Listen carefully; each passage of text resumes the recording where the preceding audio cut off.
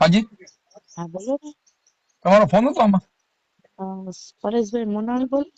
હાજી, સર હું પોરબંદર મહાનગરપાલિકામાંથી વાત કરું છું. બોલો ને. તમારી છે ને 3 મહિના પહેલા સ્ટ્રીટ લાઇટ ની અરજી હતી કરેલી, હા એ કમ્પ્લેન હશે લખાવેલી, તો એની હા. કામગીરી થઈ ગઈ હતી કે નહીં એ પૂછવા માટે ફોન કર્યો છે. તો મેડમ 3 મહિના પહેલા તમે ઇન્કવાયરી અત્યારે કરો?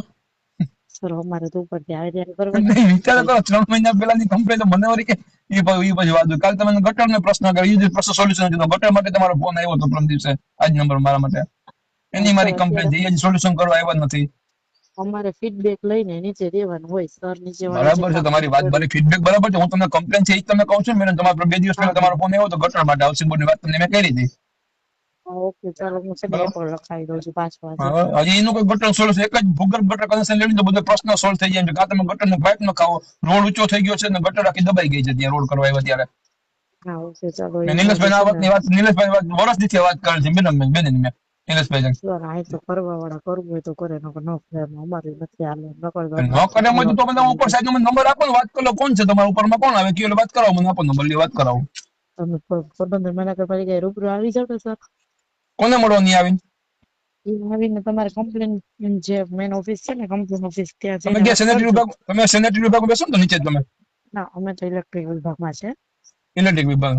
હા તો ગટર માટે ફોન તો તમારો જ આવ્યો હતો આ નંબર માંથી. સર અત્યારે અમને છે ને બધી મિક્સ કમ્પ્લેન ની ફીડબેક લેવા માટે એવું હોય એટલે ફીડબેક, મિક્સ હું કમ્પ્લેનમાં ફીડબેક આપું તમારે તમને કયો, બોલો ચાલો. તમારી કામગીરી નથી થઈ એના માટે નથી જ થઈ, નથી જ થઈ. પ્રશ્ન કેમ ફીડબેક આપવા કયો આમાં? થતી જ નથી કેમ? ખાલી કમ્પ્લેન તો એ જ નગરપાલિકા એપ્લિકેશન બનાવે છે, આમાં આરામ કઈ સોલ્યુશન મેડમ આવતું હોય તો કઈ એ વાત સાચી છે તમારી ખાલી સો તમારો ટકા. કમ્પ્લેન નંબર આવી જાય, રજીસ્ટર, વાત પૂરી. બસ પછી કોઈ પૂછતો શું થયું, કેમ થયું, કઈ એવું નથી, કોઈ નહીં. આ તમે 3 મહિના ફોન કર્યો, તમે કમ્પ્લેન હિસાબ તો કરો તમે જ મેડમ.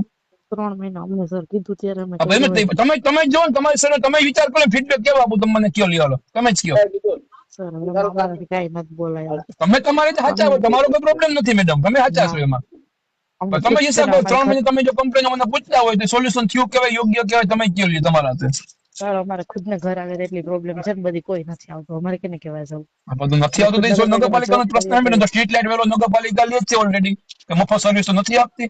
વેરો લેવામાં તો કમ્પ્લીટ છે, સ્ટ્રીટ લાઇટ વેરો, સફાઈ વેરો લે, આવું ટેક્સ વધારો હોય તો બધું લઈ લે, બધું કમ્પ્લીટ 10 ગણું કરી લે.